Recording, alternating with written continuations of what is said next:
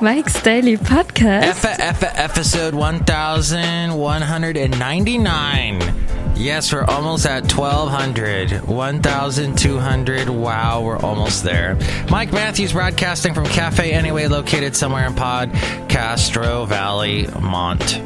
Today, we hear from Chely Shoehart, Floyd the Floorman, John Deere the engineer, plus the return of the interesting news segment, Mike's Daily Podcast. Do You Know Dat? Where we're going to tell you some interesting things you probably did not know about, so now you will know dat. Mike's Daily Podcast. Well, yesterday when I was walking Basil the Boxer in Castro Valley, Mont, well, I guess I talk about my dog a lot on this show, but that's okay.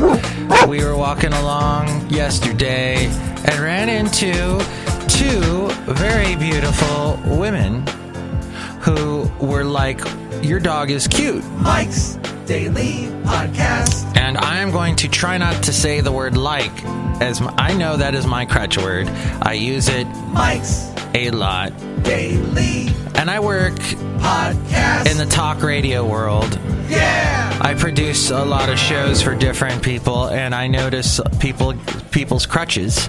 This one guy I record, he says, again, a lot. Again. I ran into a couple of women while I was walking my dog. Again. Keep saying that. Well, these were two lovely, cute Asian ladies. And when they saw Basil, they both in unison went, ooh. And they started petting Basil, and Basil was really happy. But then Basil wanted to go into their house. And I'm like, dude. I said like again. I said, dude, that's not cool. You can't just walk into people's houses you don't even know. And the two girls were like, dang it. The two girls said to me, hey, your dog wants to go into our house. And I said, yes. And they said, he can't go in. And I go, I know. But they were very nice, and they wanted to know what kind of dog Basil was. There were some other people, too, in Castro Valley at their truck, the food truck place. And this lady came up to Basil and started petting him. Basil is a chick magnet, is what I'm trying to say. But, look who just walked in. Hello, Mike Matthews. It's Chely Shoehart, the staff supervisor. I am not magnetized to your dog. And why is that? Because he's so gross. My dog is gross? How dare you? No, Mike Matthews, it's true. He's got, all this stuff coming out of his mouth all the time. Not all the time. Occasionally, there'll be some drool. But that's just a dog thing. You carry a lot of napkins and towels with you. It helps solve that issue. Okay, whatever, Mike Matthews. I think those girls liked you yesterday. They were, maybe. It is interesting, though. I know that this is going to sound a little weird, but if you ask a lot of dog owners, it's interesting to see how certain generations and certain types of people do not like dogs. If you go to the peninsula, look who else just walked in. If you go to the peninsula side of the Bay Area, lots of people don't like big dogs. They're into smaller dogs. I think it's because there's not enough room for the big dogs. So they see, when I walk Basil over in the peninsula side, I get a lot of people crossing the street to get, as far away from my dog as possible, that kind of thing. Not so much in Castro Valley.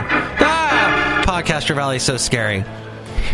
But occasionally you see older people, they'll look at Basil and go, and they'll try and cross the street. And I'm like, no, you're old. Don't cross the street. I will do it.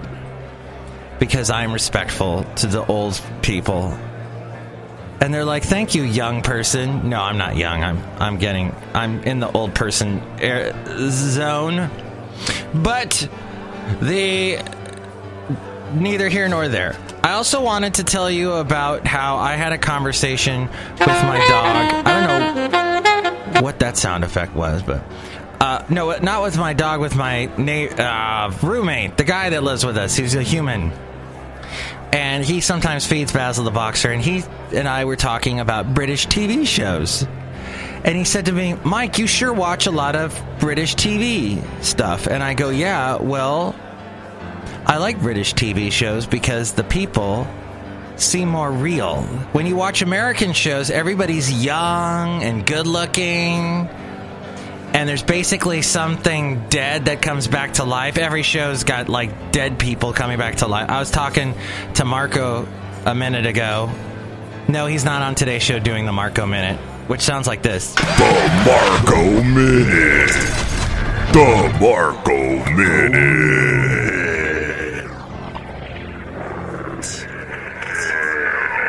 We're not doing that today, though.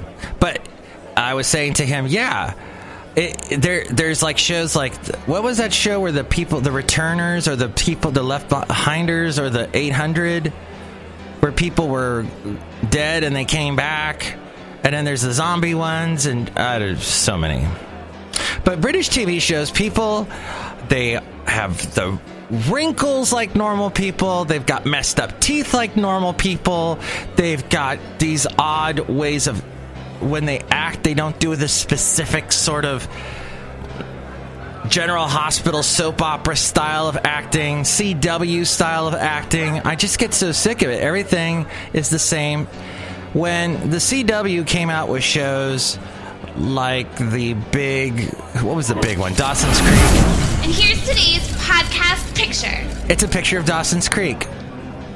No, it's a picture of Benicia. Downtown Benicia, there's a beach. And I was there with Basil the Boxer. And there was a beautiful sunset was going on. And, well, you don't see the sunset, but you see it's implied. And behind me is Martinez, the town of Martinez. And there's this little beach you can let your dogs run around on. So I was there taking a picture with Basil. See that picture now at MIKEs-DAILY-PODCAST.com, as well as all the past podcast pictures and past interviews and past shows. Although I'm you know, the interviews I do, that's kind of fun, but I'm noticing I don't get as many listens to the show, not as many downloads when I have guests on the show, when I have interviews and people on. Isn't that interesting? I don't know what that is. People don't, they are, I guess, more interested in the new stuff, which we're going to get to in a moment. You can help out the show through the Amazon link and click on that whenever you're going to buy anything on Amazon, and that helps us out. And there's also the PayPal. You'll get a special greeting from all the Cafe Anyway characters. And I just forgot that two other guys walked in. Oh, Mike, this is Floyd the Floorman. And this is John Deere, the engineer. I fixed my water heater. Oh, good. Yay. Yeah, thanks. Water heaters are a pain in the butt. Yeah, that's for sure. So are lions.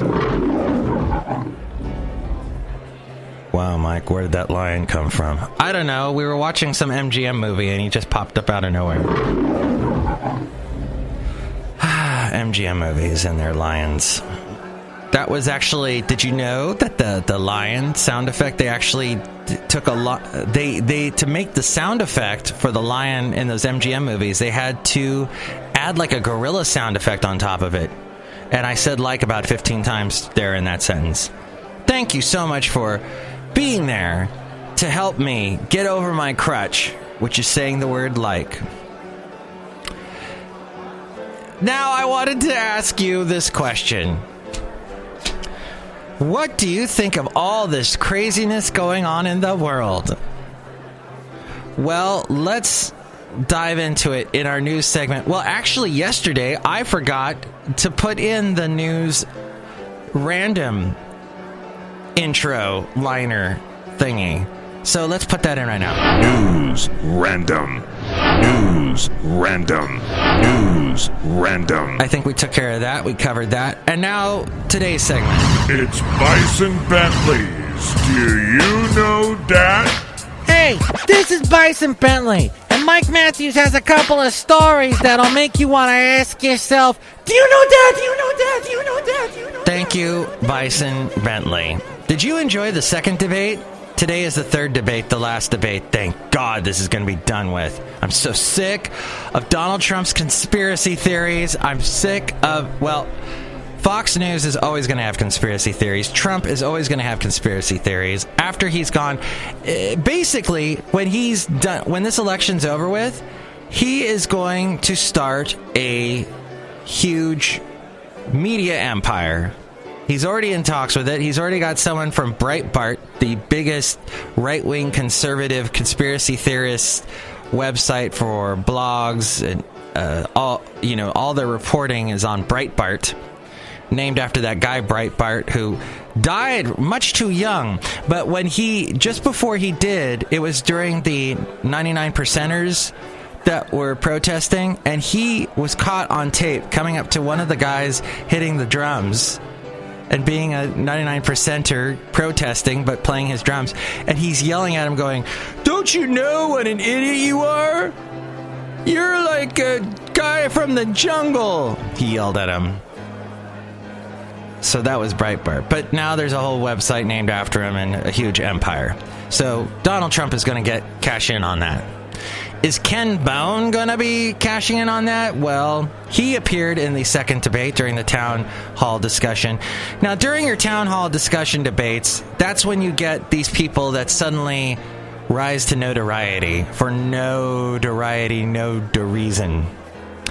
There was that guy, Joe the Plumber. Remember that during the John McCain Obama debate? And now we have Ken Bone. He became an instant internet sensation. But the fan base turned against him quickly last Thursday.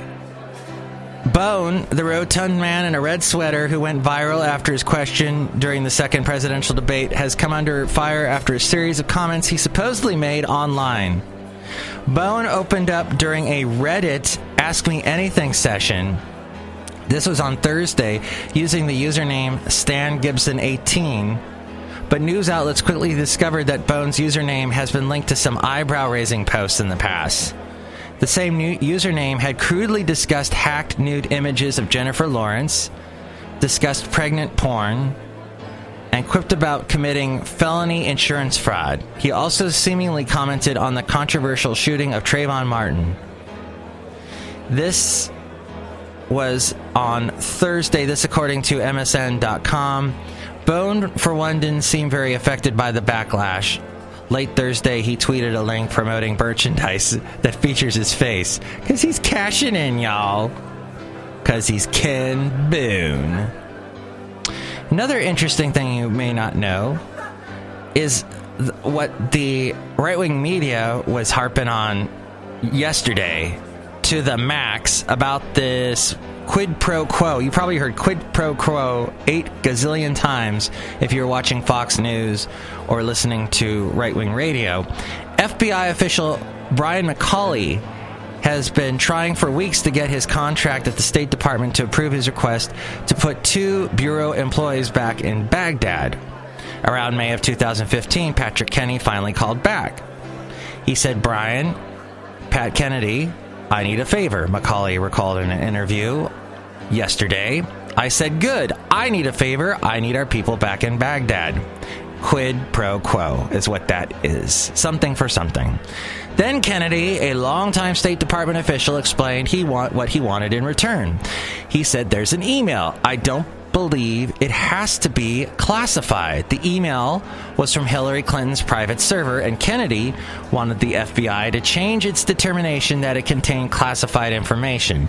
McCauley and others ultimately rejected the request, but the interaction, which McCauley said lasted just minutes over maybe 2 conversations, has become the latest focal point of the bitter 2016 presidential campaign. Because they got nothing else. Because this is all they have to talk about.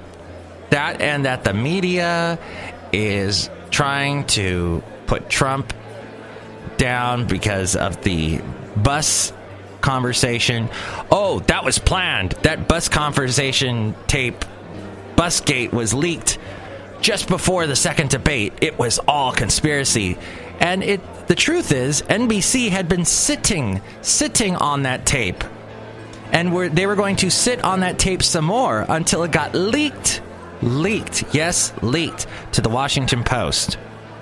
So the conspiracy theory there is nothing. The conspiracy was that it was going to be held probably all the way till after the election, and we would never have known the things that Trump had said about women and, the actual smoking gun. Well, in an hour-long interview with the Washington Post, the first comments on the matter, Macaulay acknowledged that he offered to do a favor in exchange for another favor, but before he had any inkling of what Kennedy wanted. The FBI and the State Department have denied that Macaulay and Kennedy ever engaged in quid pro quo. Now that's up to debate, because it obviously is quid pro quo, but the Hillary critics have suggested, the people against Hillary have suggested that the conversation between the State Department and FBI demonstrated inappropriate collusion to the benefit of Clinton. Macaulay, who has since retired from the FBI, no longer works for them, said he has asked Kennedy to send him the email in question and then inquired with another bureau official about it because he had only a partial understanding of the request. And Macaulay said when he learned the missive concerned the attack on the U.S. consulate in Benghazi, he told Kennedy he could not help him. I said, absolutely not, I cannot help you, and he took that and was fine. Macaulay, who was the FBI's Deputy Assistant Director for International Operations from 2012 to 2015. In a statement released by the State Department, Kennedy said he reached out because he wanted to better understand a proposal the FBI had made to upgrade one of former Secretary Clinton's emails prior to its public release. And Macaulay raised the topic of FBI slots in Iraq as an entirely separate matter. He said he could not speak to Macaulay's recollection, but insisted there was no quid pro quo, nor was there any bargaining. At no point in our conversation was I under the impression we were bargaining. Kennedy also said in the statement his motivations were not political. As we go outside a cafe anyway, where we bring you Mike's Daily Podcast somewhere in Podcaster Valley, he also said, by the way, I have served as a member of the Foreign Service for some 40 years, serving both Democratic and Republican administrations. So everybody trying to make Kennedy out to be this total Democratic shill that does whatever the Democrats ask. He says, my sole aim was to ensure that we were responsive to our legal obligations. Now, there was one other story before we wrap up the show today that just came out about Harry Shearer. Harry Shearer does a ton of voices on The Simpsons. He does the preacher guy, well, talks like this. He does Hidely Ho! Ned Flanders is probably voting for Trump even though he doesn't want to because he's not a Christian. And then there's what else? He does this. Oh, the old rich guy, Burns, Mr. Burns, and some others. And a bunch of others, a host of others. He has launched a $125 million fraud and contract breach lawsuit against Vivendi and Studio Canal for over the 1984 rockumentary classic, This Is Spinal Tap. This goes up to 11. That was the big joke. You know what I noticed? You have to like that movie if you are A, musician, B, white, C, male, and D, old. My kind of old. Middle-aged old. It doesn't seem to appeal to millennials, or like my ex-wife didn't like it. It's sort of this thing where a lot of people that I talk to go, I don't understand why people go nuts over this movie, but there it is. It's a cult classic. The complaint filed on Monday in California federal court is packed with enough nuggets to instantly make this a must-watch Hollywood accounting case. Through the lawsuit, Shearer also reveals he is attempting to grab back rights to the film and its continually popular contract, this according to MSN and The Hollywood Reporter. Harry Shearer, known for his big voices on The Simpsons, co-created the he does 23 characters, by the way, on The Simpsons. Co-created the semi-fake band Spinal Tap in the 70s with Christopher Guest and Michael McKean. And if you do enjoy Spinal Tap, watch the folk mockumentary called A Mighty Wind. It's not as good as Spinal Tap, but it is funny and has to do with the folk world. The movie, directed by Rob Reiner, this is Spinal Tap, and featuring Harry Shearer as basic Derek Smalls, was produced and released by Embassy Pictures. After tremendous reviews and a series of transactions, rights to Spinal Tap landed in the hands of Vivendi, the French conglomerate, which once had the ambition of becoming one of the largest studios in the entertainment industry. Despite the film's legacy and Spinal Tap's enduring success as a commercial band able to sell out arenas, yes, they are still able to sell out arenas, Shearer's company, called Century of Progress Productions, alleges that the four lead creatives, being Harry Shearer, Christopher Guest, Michael McKean, and Rob Reiner, have received just $81 in merchandising income. Yes, $81. And $98 in musical sales.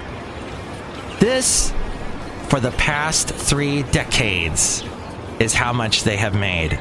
Wow. According to the complaint, the original 1982 production agreement called for Shearer, McKean, Guest, and Reiner to get 40% of net receipts. In Hollywood, though, calculating contingent profit participation often triggers disputes that go up to 11. This one certainly did. The lawsuit raises 2 accounting issues in particular that figure to draw attention. Vivendi is accused of cross-collateralizing unsuccessful films bundled with This Is Spinal Tap in their accounting. That's called straight-lining. Vivendi is also charged with not doing an honest job managing the flow of payments through its subsidiaries. At a time when vertically integrated companies in entertainment continue to set off problems, the complaint speaks how the soundtrack music rights are owned by Vivendi's subsidiary, Universal Music Group, and that they have a right, and they are said to have an obligation to pay Vivendi subsidiary Canal. With other accounting improprieties alleged, such as undocumented marketing expenses and improper deductions, Shearer's lawsuit references the Copyright Act's termination provisions, which allow authors to cancel grants and retain rights after 35 years. It wants to cash in on the songs that he co-wrote and co-recorded, and as well as the film. The Vivendi would potentially lose rights to This Is Spinal Tap in 2019. Copyright termination has been a big subject in the music industry, and it's only beginning to impact the film business, so expect to hear more about these sort of things. And it also talks about that Shearer says his manager received assurances from co-defendant Ron Halpern that everything was okay, but now accuses him of deception, and says that in anticipation of the film's 30th anniversary in 2013, it commissioned a study of accounting statements and revenue streams, and then first discovered that Vivendi had engaged in a pattern of anti-competitive and unfair business practices.